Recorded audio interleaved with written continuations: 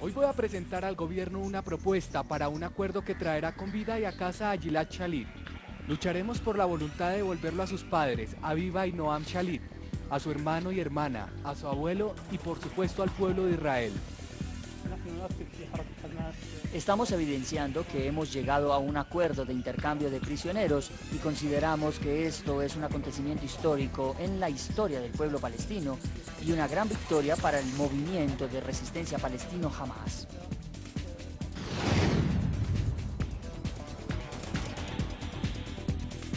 Estamos en vivo, son las 7:03 p.m. en la ciudad de Los Ángeles y suma la noticia debate con Marcos Pekel, Enrique Ibáñez, Daniel Jadwe y Julián Schlimmerman. Caballeros, bienvenidos. Es un verdadero placer tenerlos esta noche para debatir. Marcos, bienvenido. Gracias, Hassan. Buenas noches a los compañeros de panel y a toda la audiencia. ¿Qué significa este pacto? Porque es un pacto sorpresa y es un pacto secreto. Negociar además para Israel con lo que considera abiertamente terroristas. Sí, pero yo creo que primero que todo, pues obviamente para Israel el peso de un soldado es mucho, una sociedad que primero que todo valora la vida humana y segundo la vida de sus soldados.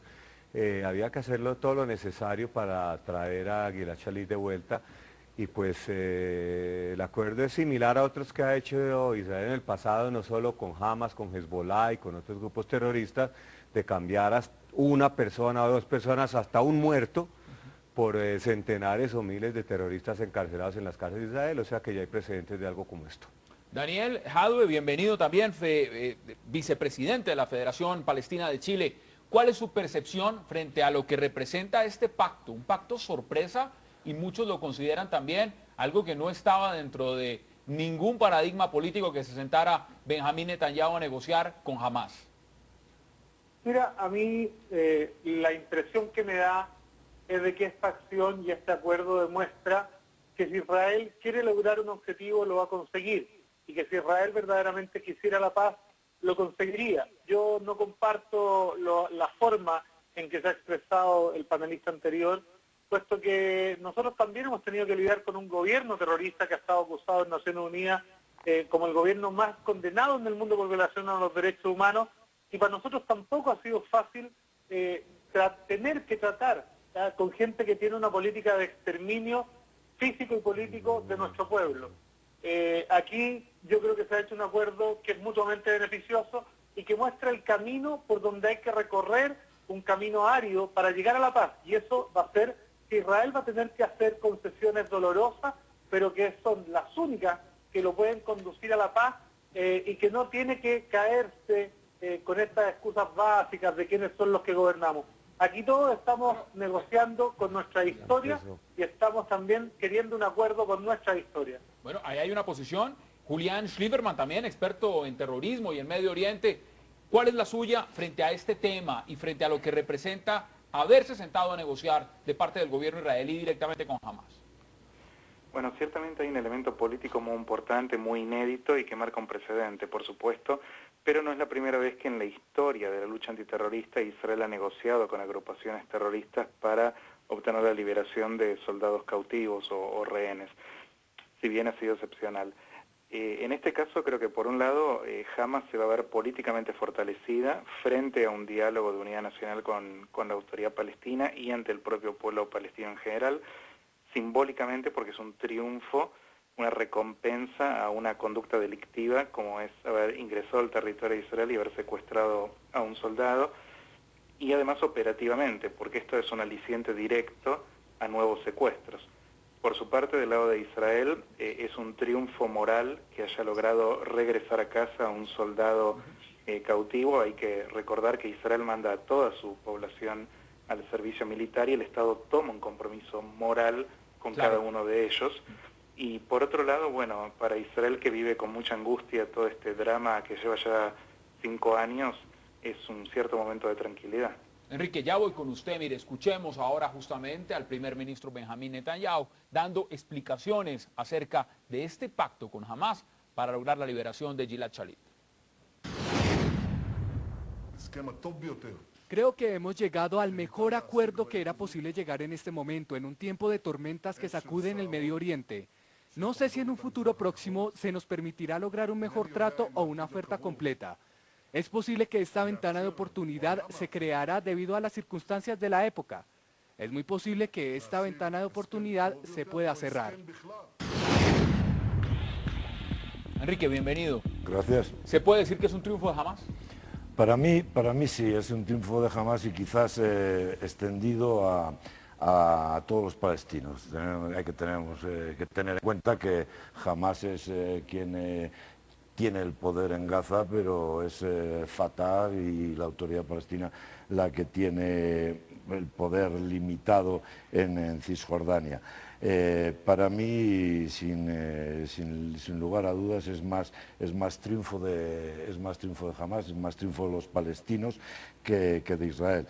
Entiendo que el gobierno israelí, y sobre todo Benjamín Netanyahu, pues ha tenido que ceder un poco primero a las presiones continuas de su propia sociedad, de su propio pueblo israelí, para hacer todo lo posible por la liberación de este soldado de Galil.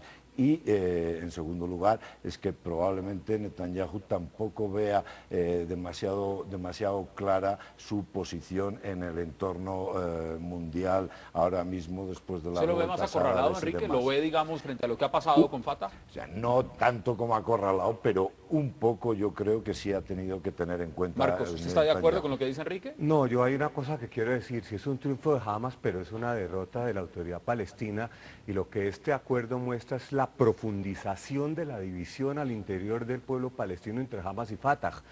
Ahorita que Mahmoud Abbas, y yo no estoy de acuerdo con la introducción que se hizo, que había logrado grandes triunfos en la ONU, creo que no ha logrado ningún triunfo, pero esto ahonda más la división, le da fuerza a Hamás en un momento donde Fatah estaba logrando el protagonismo, y muestra más la división fuerte que se está dando al interior de los palestinos, que termina no siendo en su conjunto los ganadores en esto, sino se muestra una vez más que los palestinos tienen dos liderazgos, cada uno funciona por su lado, y que al momento de una negociación de paz eso va a presentar Marcos, graves problemas. ¿Cómo ve usted lo que está diciendo, por ejemplo, hoy Abbas, recién llegado a Caracas, diciendo que se logró esa negociación, hablando prácticamente en función de Fatah, pero hablando también en función de la Autoridad Nacional Palestina, como si esto fuera un acuerdo que se hubiera logrado a través de ellos? Cuando se hizo fue directamente con Hamás. Yo creo que Abbas no tenía alternativa sino aprobar el acuerdo, no aprobarlo, porque él no tuvo nada que ver.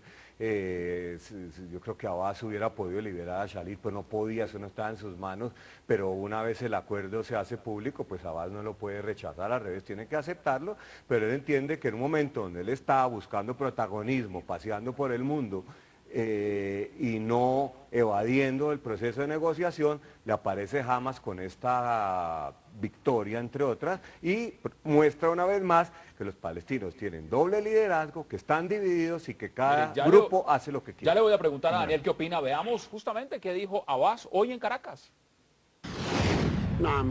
Hoy tuvimos el acuerdo con Israel que se va a poner en libertad el soldado israelí a cambio de cerca de 1000 prisioneros palestinos, a quienes se les va a dar libertad en 2 etapas.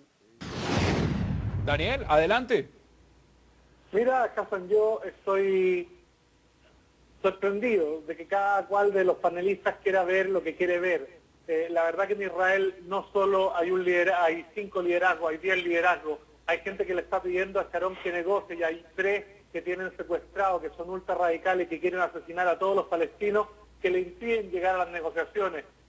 Yo me río de los argumentos, puesto que hay que recordar que más del 80% de los palestinos que están secuestrados en las cárceles israelíes, entre ellos muchos diputados electos democráticamente en elecciones democráticas en los territorios palestinos, no han tenido jamás juicio previo y han sido secuestrados también en territorios en donde nosotros los palestinos no reconocemos atribuciones al sistema judicial israelí para agredir a nuestro pueblo, y sin embargo ellos hacen actos unilaterales.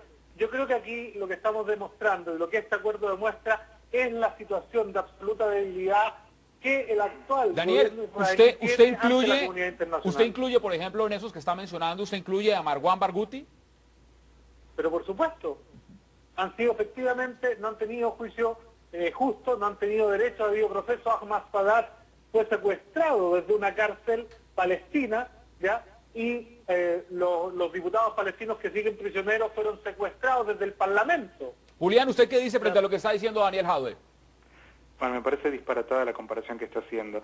Estamos hablando de una democracia combatiendo grupos terroristas que se ve forzada por momentos a tomar decisiones que pueden ser un poco extremas, pero bajo ningún punto de vista es una vulneración de la ley internacional o de la ética más básica. Digamos, y por otro lado tenemos una agrupación terrorista que ingresó al territorio israelí y secuestró a un soldado, es decir, es incomparable. Lo que resulta el ejército claro israelí entra todos los días a territorio palestino y secuestra gente. Espere, no entra y secuestra a nadie, esto es una fantasía no, suya. Entra y secuestra gente. Y de todos modos, permítame terminar de hablar, yo no lo interrumpí. Básicamente lo que estamos hablando, insisto, niños menores de 15 años. Pero, digámoslo claramente, imaginemos por un instante para sacarlo de este menores de 15 años secuestrados, sin juicio. Hay una posición importante, Enrique, y es dentro del marco también de lo que ha dicho Daniel. ¿Cuál es su percepción frente al tema de que hay división también interna en Israel? No solamente cuando hablamos de dos poderes, Fatah en Cisjordania, Hamas en la Franja de Gaza, pero mire, este acuerdo fue aprobado por 26 ministros israelíes. Sin embargo, 3, y hablamos de Lieberman, Uzi Landau y Ayalon, estuvieron en contra de este acuerdo. ¿Hay fragmentación también en Israel? Vamos a ver, yo creo que no es exactamente comparable la fragmentación que puede haber entre los palestinos y en una sociedad, digamos, democrática como es Israel.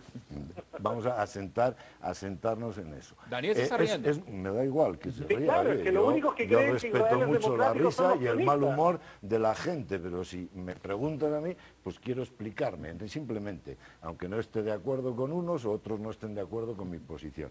Evidentemente es mucho más difícil para los palestinos tener una autoridad única y que compendia a toda la población, teniendo en cuenta que Gaza es una franja que está ahí aislada al lado del mar y es pequeña, y la otra parte, que es Cisjordania, está invadida prácticamente por todos lados por los colonos israelíes. Es muy difícil hacer una comparación de eso, como es difícil hacer la comparación de si son secuestros, si son terroristas, si es el Estado terrorista, si las organizaciones terroristas, ya sabemos qué organizaciones están definidas como terroristas, pero eso no se puede poner en el plano de igualdad, porque siempre va a tener mayor posibilidades de hacer Mire, Enrique, su voluntad, pues los israelíes. Dentro de este marco que mencionaba, de esos 26 ministros que estuvieron a favor de este acuerdo y los que no, uno de ellos justamente es Uzi Landau, ministro de Infraestructura, y tuve la oportunidad aquí en Zoom de entrevistarlo el 1 de agosto. Realizamos esta entrevista con el ministro Uzi Landau de Infraestructura de Israel, uno de los hombres más fuertes de la derecha israelí. Le preguntamos justamente qué tan fuerte era esa coalición de gobierno a la cual él es una de las fichas del canciller Avigdor Lieberman. Veamos. ¿Qué pasa, por ejemplo, con la situación interna del gobierno israelí? La coalición de gobierno. Yo entiendo que usted en el pasado formó parte del partido Likud, ahora hace parte del Israel Betanio. Hay una gran diferencia entre esos dos partidos y sobre todo en la situación proceso de paz. ¿Cree usted que esa coalición de gobierno está temblando? Yo creo que en la última década esta es tal vez la más sólida coalición que hemos tenido. En una democracia hay desacuerdos. En Israel obviamente tenemos desacuerdos políticos y desacuerdos ideológicos. Pero este gobierno sabía hace 2 años, cuando entramos a la oficina, que había 3 problemas que debíamos de tener. Uno era, por supuesto, el problema económico internacional. El segundo tenía que ver con los problemas internos, el problema del uranio. Y el tercero tenía que ver con el proceso de paz. Y todos sentíamos la responsabilidad tremenda que teníamos, que hace que el gobierno se mantenga junto a pesar de las dificultades. Así que todos nuestros amigos en Europa y en los Estados Unidos, que creen que tal vez la coalición podría estar sacudida en el futuro, solo por los problemas y los retos que tenemos, sepan que este gobierno está muy bien preparado y sabe mucho sobre los retos y las responsabilidades que tiene. Absolutamente.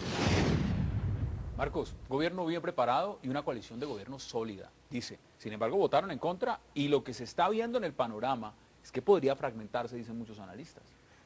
No, mire, yo creo que el gobierno de Israel, como decía Julián antes de que el señor lo interrumpiera y no lo dejara terminar como hace siempre, es que Israel es una democracia y en una democracia tiene que haber divergencia de opiniones, más en una democracia parlamentaria donde hay partidos, más una democracia como la israelí, donde el partido que más escaños tiene en el Parlamento tiene 29 de 120, pero el debate es válido y al interior de un gobierno también puede haber divergencia.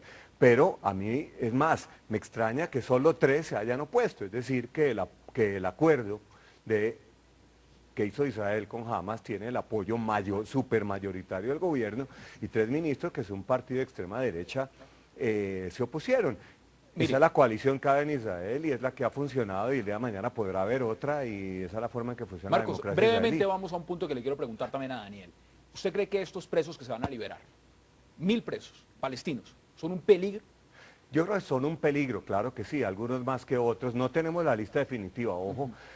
Pienso que son terroristas que tienen sangre en sus manos, algunos han cometido los más abominables crímenes y seguramente volverán a hacerlo. Ya vemos cuando Israel liberó a juntar un terrorista palestino a cambio de 2 cadáveres con Hezbollah, el señor volvió en el Líbano a lo mismo, por lo tanto varios de estos seguramente volverán a lo mismo, volverán a Daniel, buscar cómo ¿usted está de acuerdo con lo que dice involucrarse en Marcos esto. Peque?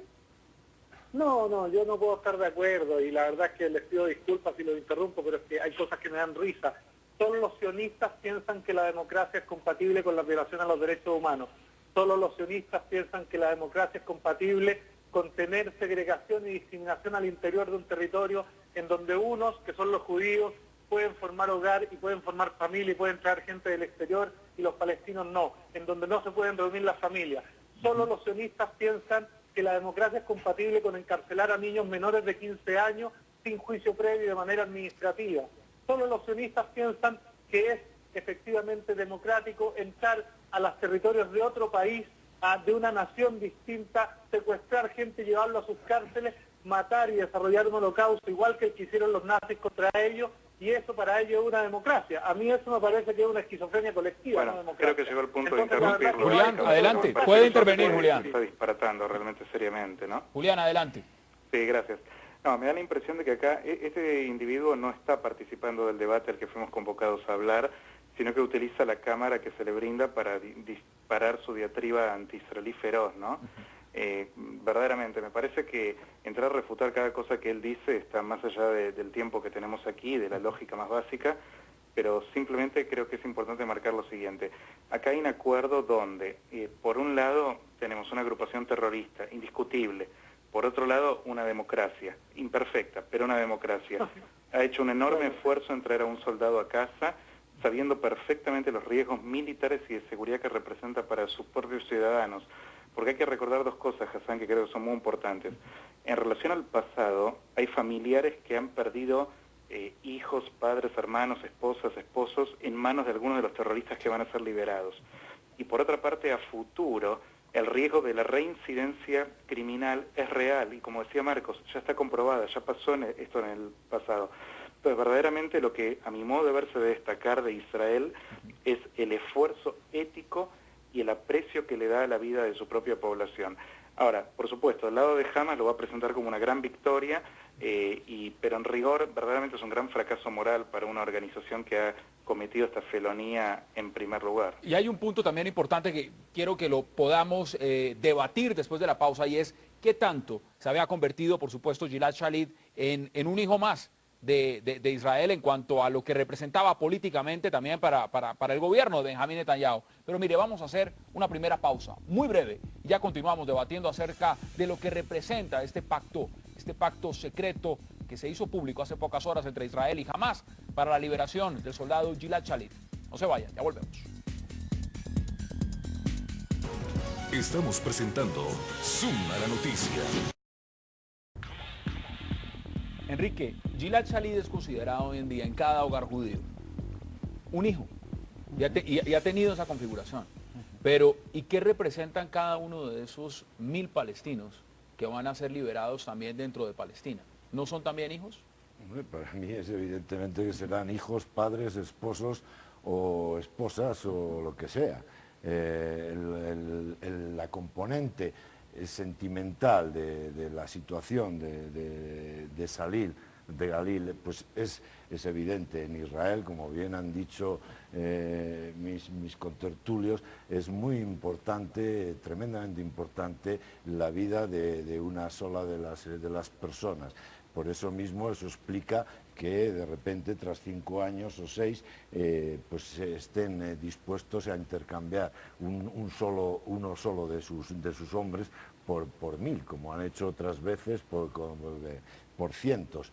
Pero evidentemente eso no quita el que un buen número, centenares probablemente, de los probablemente alrededor de 6000 palestinos encarcelados en Israel, evidentemente yo no los calificaría a todos individualmente. Israel los califica a todos de terroristas. Bien, exacto. Y la pregunta, ellos mismos dicen, y veamos, no, mire, veamos declaraciones, bueno. Marwan Barghouti, justamente el líder palestino en prisión y cuya liberación clama Hamas, ha afirmado desde la cárcel que saldrá en libertad.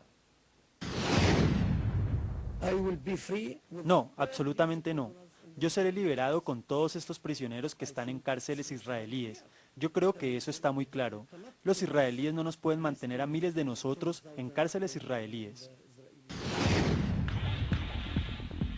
Julián, Marwan Barghouti dice no nos pueden mantener acá, va a llegar un momento en que Israel nos tiene que soltar a todos. ¿Es esa la perspectiva? ¿Es esa la realidad? Bueno, primeramente quiero destacar algo antes de responder. Mientras que Hamas mantuvo oculto y privado de visitas de la Cruz Roja Internacional a Gilad Shalit y de cualquier signo de que de hecho estaba vivo, vemos acá a Barghouti dando entrevistas desde la prisión libremente, dando su punto de vista, ¿no? Creo que esto, un poco por lo que se debatió antes, es conveniente señalar. No creo que todos los terroristas encarcelados vayan a ser liberados eventualmente. Es evidente que hay algunos que sí, es evidente que hay muchos que sí, pero en este caso específico, Barghouti y otros varios más que cometieron crímenes especialmente atroces, quedarán bajo las barras, ¿no? Creo que no ve digamos, una ley de punto final. Barghouti dice lo siguiente, Julián, Barghouti dice, va a llegar un punto en que esto va a terminar como terminó Sudáfrica, como terminó Irlanda, en una negociación de punto final.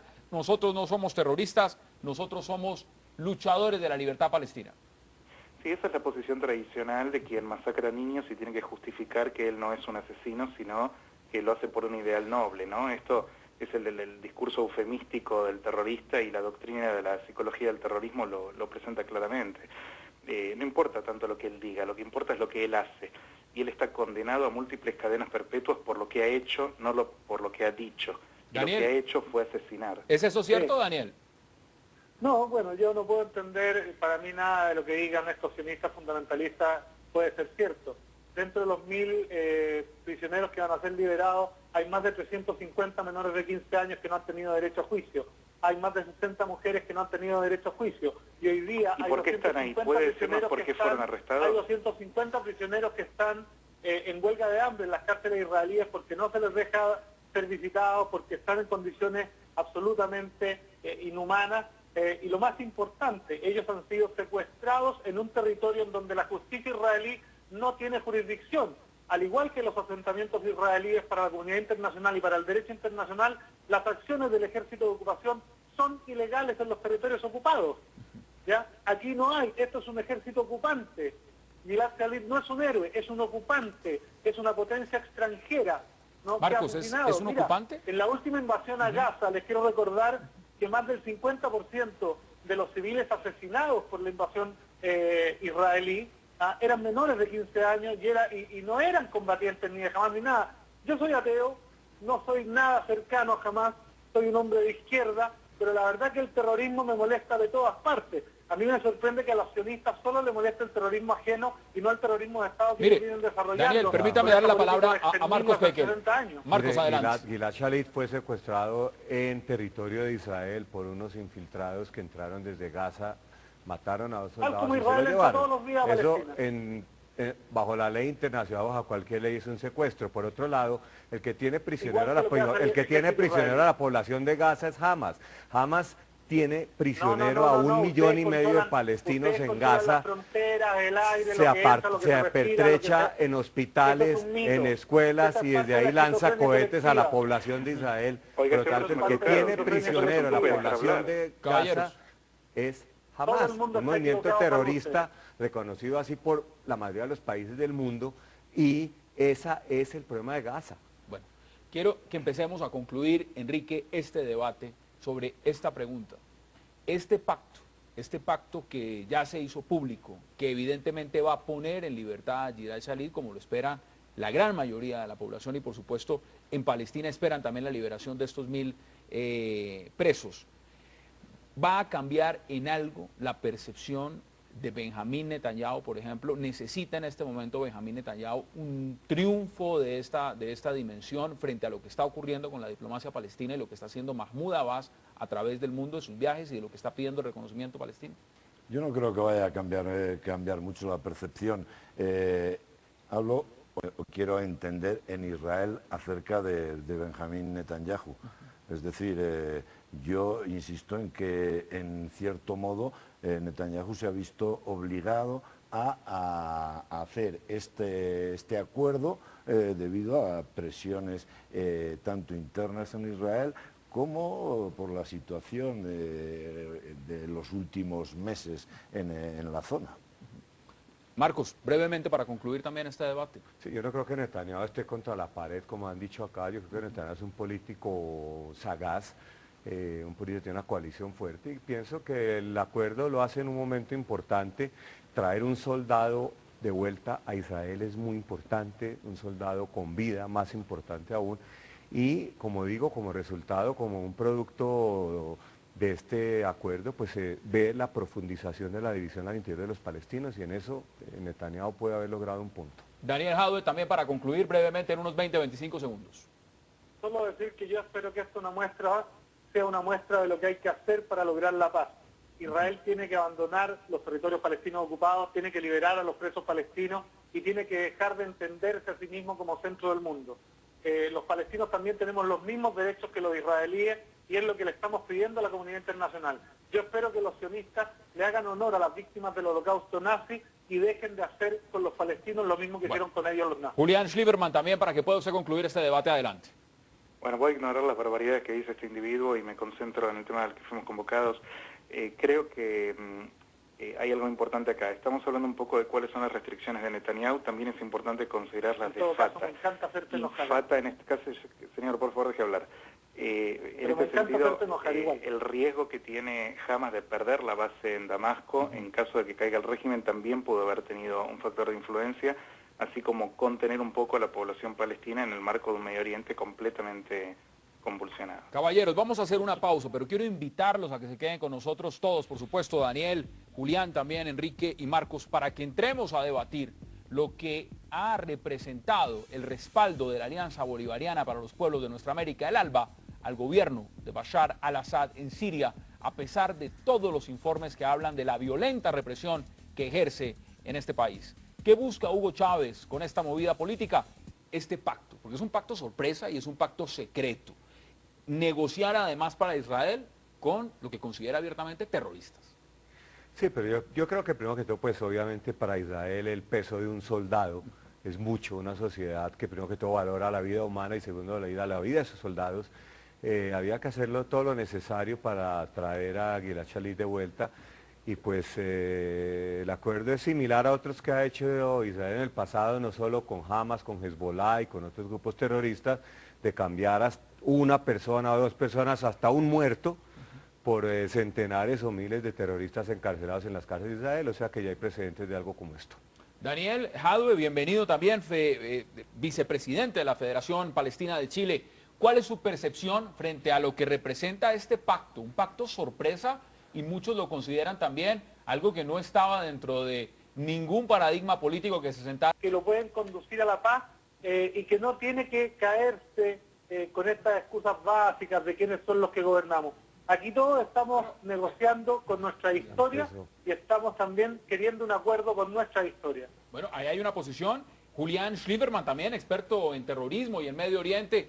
¿Cuál es la suya frente a este tema y frente a lo que representa haberse sentado a negociar de parte del gobierno israelí directamente con Hamas? Bueno, ciertamente hay un elemento político muy importante, muy inédito y que marca un precedente, por supuesto, pero no es la primera vez que en la historia de la lucha antiterrorista Israel ha negociado con agrupaciones terroristas para obtener la liberación de soldados cautivos o rehenes, si bien ha sido excepcional. En este caso creo que por un lado Hamas se va a ver políticamente fortalecida frente a un diálogo de unidad nacional con la autoridad palestina y ante el propio pueblo palestino en general, simbólicamente porque es un triunfo. Para Benjamín Netanyahu a negociar con Hamas. Mira, a mí la impresión que me da es de que esta acción y este acuerdo demuestra que si Israel quiere lograr un objetivo lo va a conseguir y que si Israel verdaderamente quisiera la paz lo conseguiría. Yo no comparto la forma en que se ha expresado el panelista anterior, puesto que nosotros también hemos tenido que lidiar con un gobierno terrorista que ha estado acusado en Naciones Unidas como el gobierno más condenado en el mundo por violación a los derechos humanos, y para nosotros tampoco ha sido fácil tener que tratar con gente que tiene una política de exterminio físico y político de nuestro pueblo. Aquí yo creo que se ha hecho un acuerdo que es mutuamente beneficioso y que muestra el camino por donde hay que recorrer, un camino árido para llegar a la paz, y eso va a ser que Israel va a tener que hacer concesiones dolorosas, pero que son las únicas. Hoy voy a presentar al gobierno una propuesta para un acuerdo que traerá con vida y a casa a Gilad Shalit.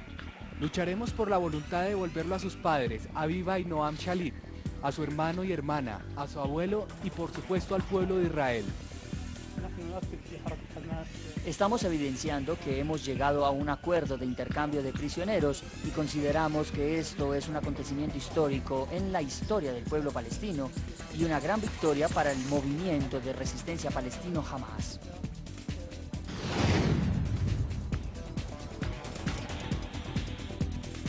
Estamos en vivo, son las 7:03 p.m. en la ciudad de Los Ángeles y suma la noticia debate con Marcos Pekel, Enrique Ibáñez, Daniel Jadwe y Julián Schlimberman. Caballeros, bienvenidos. Es un verdadero placer tenerlos esta noche para debatir. Marcos, bienvenido.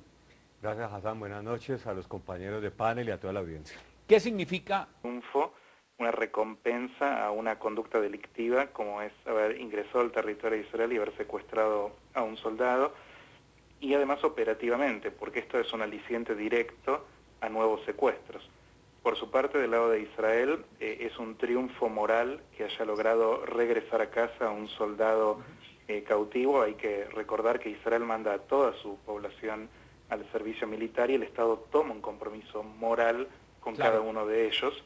Y por otro lado, bueno, para Israel, que vive con mucha angustia todo este drama que lleva ya 5 años, es un cierto momento de tranquilidad. Enrique, ya voy con usted. Mire, escuchemos ahora justamente al primer ministro Benjamín Netanyahu dando explicaciones acerca de este pacto con Hamas para lograr la liberación de Gilad Shalit. Creo que hemos llegado al mejor acuerdo que era posible llegar en este momento, en un tiempo de